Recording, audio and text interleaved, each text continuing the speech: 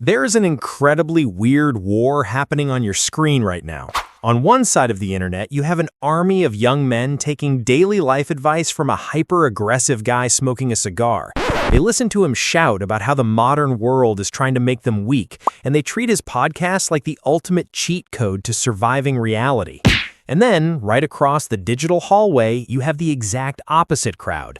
Millions of highly educated people sitting on their couches, raising their blood pressure, and typing furious paragraphs about how toxic he is. They genuinely believe that by leaving angry comments on a video, they are somehow saving the moral fabric of society. If you look at this endless screaming match and think, have people completely lost their grip on reality? I have some really comforting news for you today. Nobody is broken. Whether you are the guy quietly taking notes on how to be a dominant alpha, or the person who gets a knot in their stomach the second his face pops up on your feed, you are both caught in the exact same psychological trap. Society loves to slap lazy labels on this entire drama. They call it a crisis of masculinity or an epidemic of internet toxicity. But that is just a comfortable illusion. You are not fighting a culture war. Both sides are just using completely different mental tricks to build an emotional shield against a modern world that feels way too fast, unpredictable, and exhausting. Let's look at the actual behavioral science behind this intense internet friction and see why both of you secretly need this exact drama just to get through the day. Let's start with the guys who treat this cigar-smoking guru like a modern-day superhero. The ones who buy the online courses, memorize the quotes, and fiercely defend his every word in the comments. To understand them, you have to look at the massive, invisible weight of being a young man today. Every time they unlock their screens, they are hit with a tidal wave of confusing social expectations, economic panic, and a constant quiet message that they are somehow falling behind. When the human nervous system is bombarded with too much unpredictable information, it experiences severe cognitive fatigue. Your brain's battery basically drains to zero just trying to figure out what the rules of society even are anymore.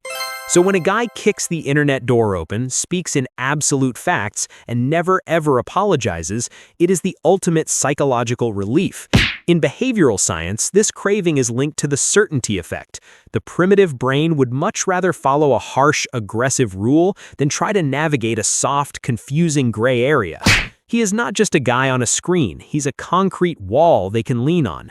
They aren't brainwashed zombies, they're simply exhausted by a world that feels like a rigged game. His loud confidence acts as a psychological life raft.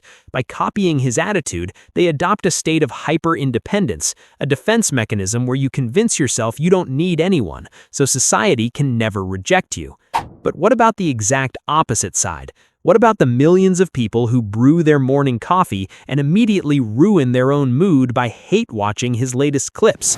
If you are the one typing out furious paragraphs about how dangerous he is, you probably think you're a beacon of justice. You genuinely think your sarcastic comments are pushing back against the darkness. But biologically, you are playing a completely different game. Let me introduce you to a hardwired survival trick called outgroup derogation. Thousands of years ago, the fastest way to prove you were a valuable member of your camp was to aggressively attack a rival camp. It proved to your people that you were loyal and safe to keep around. Today, we don't have literal rival tribes fighting over food, but your brain still desperately needs to feel like it belongs to a safe group, so your nervous system uses him. Every time you write a mocking comment about his followers, you aren't actually trying to change their minds. You are just raising your digital hand to your own tribe and shouting, "Look at me! I hate the bad guy. I am one of the good ones."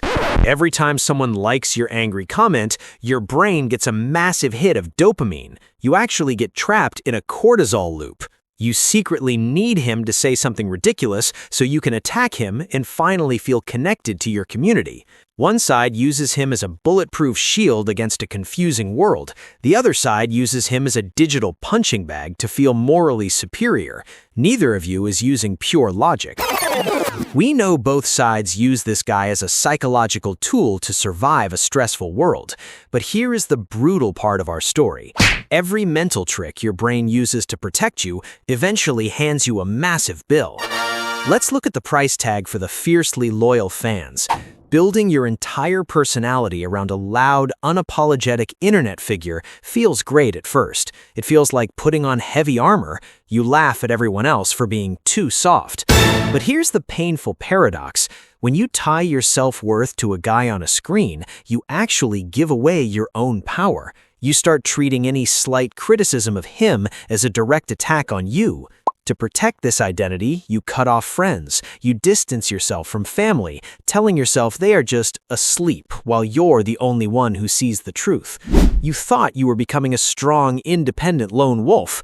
In reality, you just built a lonely, paranoid cage. You were so terrified of looking weak that you completely isolate yourself.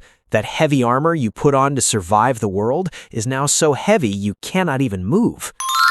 Now, let's hold the mirror up to the self-proclaimed heroes, the educated critics spending hours a day typing sarcastic essays to expose his behavior.